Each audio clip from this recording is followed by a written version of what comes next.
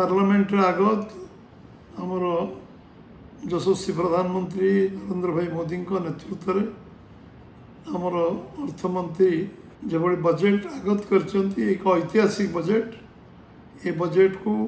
ओडिशा प्रदेश Bharatiya Janata party स्वागत करुच्ची एवं लोकाभिमुखी budget एवं युवक महिला एवं गरीब लोकों एवं अन्नदाता ये गोटे सर्वसमावेशी बजेट एवं बजेट समस्त आत्मनिर्भर भारत को तैयारी करिवो विकसित भारत तैयारी करिवो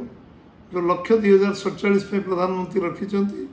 ये बजेट निश्चित भाव में गोटे कम्प्रिहेन्सिव बजेट एवं ये बजेट आम समस्त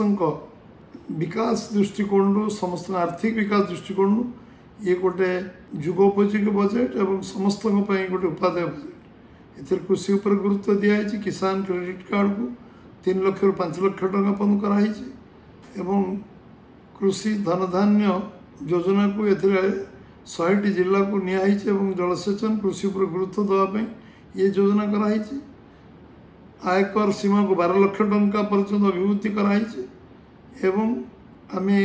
कंढे सारा विश्वर नेतृत्व नवा एवं ये इंडस्ट्री करिवार गोटे आरंभ होती भारत आगे अच्छी आहरी प्रमोट करने योजना को कार्यकारी करने 10 वर्ष भर 120टी विमान बंदर उड़ान योजना को क्रियान्वयन करवा एवं ये सबु प्रकार आज विकास धारा को बढ़ेवा ये बजेट आभिमुख्य अच्छी एवं समस्ते ये बजेट को स्वागत निश्चित भाव में करेंगे कारण ये बजेट हूँ समस्त में उद्दिष्ट बजेट पूरा समाज को देश को 140 कोटी लोकों हृदय को छुआ भली बजेट एवं निश्चित भाव में भारत 2047 विकसित भारत हम